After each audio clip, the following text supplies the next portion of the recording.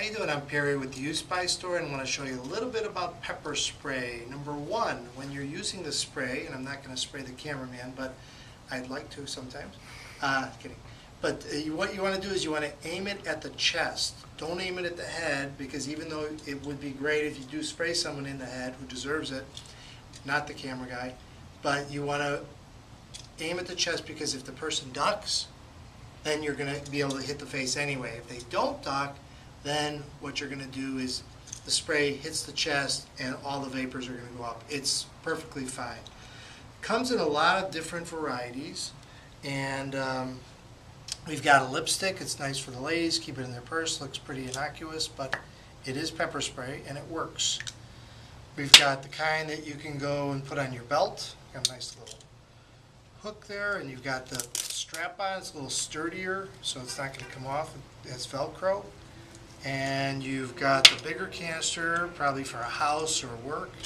And you've also got a little smaller canister. And then you've got, when you go out to the woods, you want to spray those big grizzly bears. This is what you're going to use for that. The pepper spray comes in a variety of potency. And when you look at the pepper spray, you'll see OC level. 18% is the highest that you can legally sell. But even a 10% OC will do some damage. So don't get too hung up if there's a little bit of a difference. You're going to pay a little bit more typically for the higher percentage, but not that much. Pepper spray is very inexpensive. It's a real cheap self-defense tool, and it's legal in most states. A few things you want to do is you don't want to keep this in a hot car in the summertime.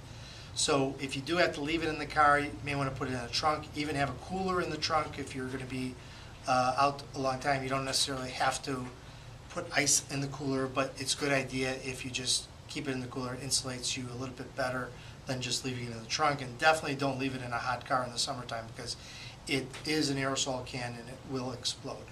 Also in the wintertime, just the same thing. You're going to be in cold weather. You don't want to have this freeze up. Again, being an aerosol can, it could explode. Our recommendation is keep it for about 2 years and then replace it. It's got a little spray nozzle, and as you know, with little aerosol sprays, they can get clogged up with dust or debris. Plus, there is an expiration date. Eventually, these things do stop working. So there's very inexpensive, 9, 10, 15 bucks. Replace it in 2 years. It's great insurance, and that's about it. One of the things is when we ship it, we cannot ship it by air, so you've got to order it. We're going to ship it by the ground. That's because the airplanes don't want pepper spray in their pilots' faces. So any questions, give us a call. We're at www.uspystore.com, and we've got all the pepper spray you could ever use. Thanks.